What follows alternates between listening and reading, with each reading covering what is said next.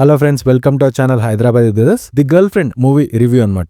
అయితే మనకి simple terms లో చెప్పాలంటే ఫిలిం లో ఇద్దరే main characters, hero heroine. And story విషయానికి వస్తే వీళ్ళిద్దరు లవర్స్ అండ్ ఆ లవ్ ఎంత టాక్సిక్ గా మారుతుంది, దాంట్లోంచి రష్మిక మందన గారు ఏం చేశారు అనేది స్టోరీ. దీనికి మించి ఎక్కువ లేదు. అయితే ఇది ఏమైపోతుందంటే ఈ సినిమాని ద కైండ్ ఆఫ్ ఆడియన్స్ కొంతమందికి నచ్చొచ్చు, కొంతమందికి నచ్చకపోవచ్చు. అండ్ మోర్ ఓవర్ ఎలా అయిపోయిందంటే ఆ టాక్సిసిటీ కొన్నిసార్లు హీరో వెరీ డామినెంట్ గా చూపించడము, అది కొంతమందికి నచ్చచ్చు, నచ్చకపోవచ్చు. అండ్ కమింగ్ టు యాక్టింగ్ వచ్చేసరికి మాత్రం రష్మిక గారు యాక్చువల్ గా బాగా చేశారు యాక్టింగ్. అండ్ ఎవరైతే ఆ దీక్షిత్ శెట్టి హీరో ఎవరైతే ఉన్నారో, ఇంకా యాజ్ యూజువల్ గా టాక్సిక్ రిలేషన్షిప్ కాబట్టి ఒక బాయ్ ఫ్రెండ్ ఏ విధంగా అయితే హీరోయిన్ కి చిరాకు చెప్పించాలో అన్ని విధాలుగా ఆయన యాక్చువల్ గా సక్సీడ్ అయ్యాడు అనమాట. అండ్ స్టోరీ యాక్చువల్ గా పెద్దగా ఏం లేదు, ఇదే యాక్చువల్ గా స్టోరీ.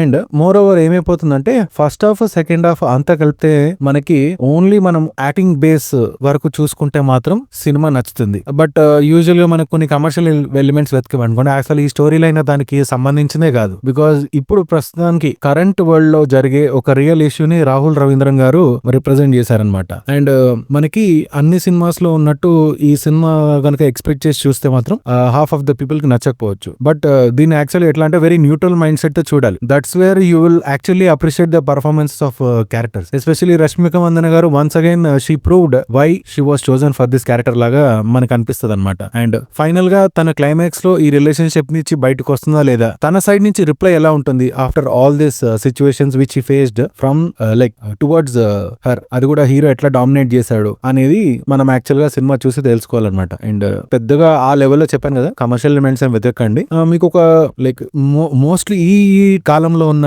లవర్స్ అండ్ కపుల్స్ ఎవరైతే ఉంటారో వాళ్ళకి ఇంకెక్కువ నచ్చొచ్చు. And rest of the family audience will be like అదొక డిఫరెంట్ ఎక్స్పీరియన్స్ లాగా చూడాలనుకుంటే చూడొచ్చు అనమాట. సో ఫిలిం ఒకవేళ ట్రై చేస్తా అంటే ట్రై చేయొచ్చు. ఇది మా రివ్యూ. అండ్ అలానే మేము వేరే సినిమా రివ్యూస్ కూడా పెడుతున్నాము. Please like, share and subscribe. Support. Thank you.